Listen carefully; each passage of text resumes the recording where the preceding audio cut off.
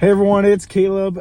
I'm sitting inside of a GMC Terrain Denali. I'm going to be showing you how to use the auto lift gate, really the kick lift gate on it. So let's hop right in. So before we go to it, first thing you need to do is to make sure it's on. So you'll go into settings.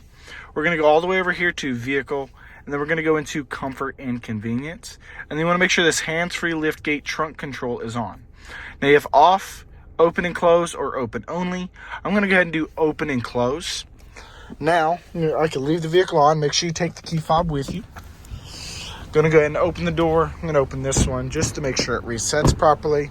Then I walk up with the key fob, and it's going to pop up there right on the ground. And then within a few seconds, you're going to go ahead and kick, cut that line, and it automatically opens.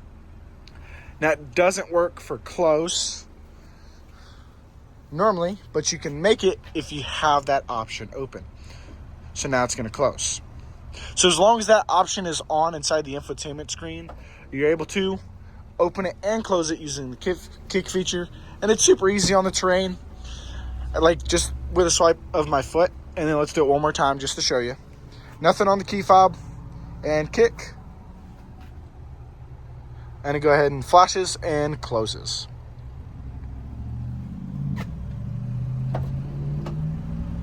It's a pretty cool feature. I will say, out of the GMC Terrain, Acadia, and Yukon that has this feature, the Terrain does it best. I want to say thank y'all again for watching. I'll see y'all soon.